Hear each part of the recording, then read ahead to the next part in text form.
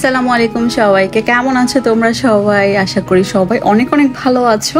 তা আমরা হচ্ছে সব সময়ের মতো ফ্রাইডেতে, এটা হচ্ছে গত ফ্রাইডের ভিডিও, বাট আমি এত পরিমাণে ব্যস্ত থাকি যে আমার হচ্ছে এডিট করা হয় না, আপলোড করা হয় না, ফোন আমার একদম ভিডিও জমে হ্যাং হয়ে যায়।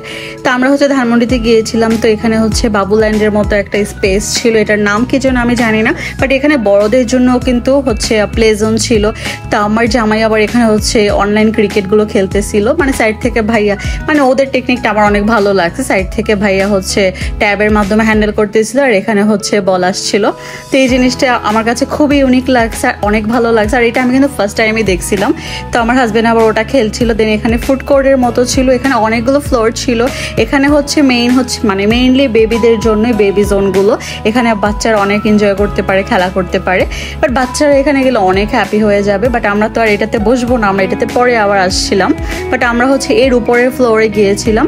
তো ওটাতে একটা নতুন রেস্টুরেন্ট ওপেন হয়েছে রুফটপের মতো। আবার হচ্ছে ইনডোর আছে, আউটডোর আছে। তো ভিতরেও বসা যায়, বাইরেও বসা যায়। তো প্রচুর পরিমাণে গরম থাকে, আমরা ভিতরেই বসছিলাম এসির মধ্যে, মানে ইনডোরে বসছিলাম। দেন আবার ছবি ভিডিও করার জন্য একটু বের হয়েছিলাম।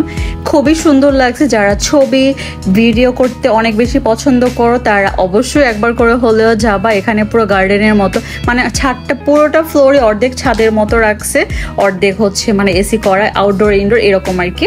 বাট এখানকার খাবারের জন্য আমি একদমই তোমাদেরকে সাজেস্ট করব না, মানে বলবো না যে কখনো যাও। খাবার ওদের এতটা বাজে, আমি কি বলবো, আমি জানি না সবার টেস্ট কীরকম, বাট আমাদের কাছে খুবই খুবই বাজে লাগছে। তো তোমাদেরকে খাবারও দেখাবো। আর আমরা হচ্ছে খাবার অর্ডার দিয়ে দিন হচ্ছে একটু বের হয়েছিলাম ভিডিও করার জন্য।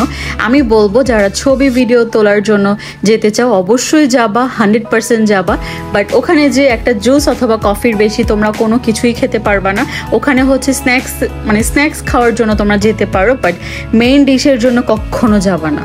তো আমরা দুইটা হচ্ছে সেট মেনু নিয়েছিলাম। ওদের খাবার এত পরিমাণে বাজে, চিকেনের মধ্যে মানে রক্তের মতো ছিল, মানে পুরোটা কুক করে নেয়, এরকম হাফ কুকও মনে হয় করে নেই, আমার কাছে এমন মনে হইতেছিল।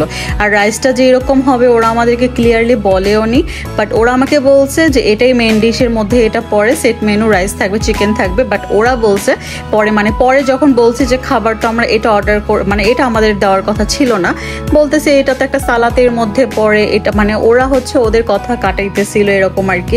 মানে ওদের বিহেভিয়ারও খুবই খারাপ, খাবার তো খুবই বাজে, আমার ভালোই লাগে না একদম। আমার কোনো রেস্টুরেন্টে যে এরকম অভিজ্ঞতা কখনো হয়নি, বাট ওদের রেস্টুরেন্টে যে আমার একটুও ভালো লাগেনি। খাবার যেভাবে নিয়েছিলাম সেভাবেই রেখে দিয়ে আসছি। দেন আমরা আরেকটু ভিডিও করে ছবি তুলে তাড়াতাড়ি করে আমরা বের হয়ে গেছি, আমাদের কাছে আর একটুও ভালো লাগছিল না ওখানে। তারপর আমরা নিচের ফ্লোরে চলে গিয়েছিলাম। তো নিচের ফ্লোরে আমরা খাওয়া দাওয়া করেছি, অনেক মানুষ গেছে, বাট সবাইকে দেখলাম জুস কফি, এর থেকে বেশি কিছুই খাচ্ছে না। তো আমাদের তো পেটে ক্ষুধা ছিল দুপুর টাইম। তো নিচের ফ্লোরে এসে আমরা একটা কাবাব প্লেটার অর্ডার করলাম। তো এটা আমাদের কাছে মোটামুটি লাগছে। বাট এখানে বসুন্ধরার মতো ফুড কোর্ট, এখানে অনেক রকম মানে ভিন্ন ভিন্ন আইটেম খাবার পাওয়া যায়, যে যেটা ভালো লাগে খেতে পারে। তো আমরা এখানে একটা কাবাবের প্লেটার অর্ডার করলাম, খেলাম, খেয়ে দিয়ে হচ্ছে বাসায় চলে আসলাম। তো আমার গত ফ্রাইডেটা খুবই বাজে গেছে। তো সবাই ভালো থেকো, সুস্থ থেকো, আর আমার জন্য দোয়া করো।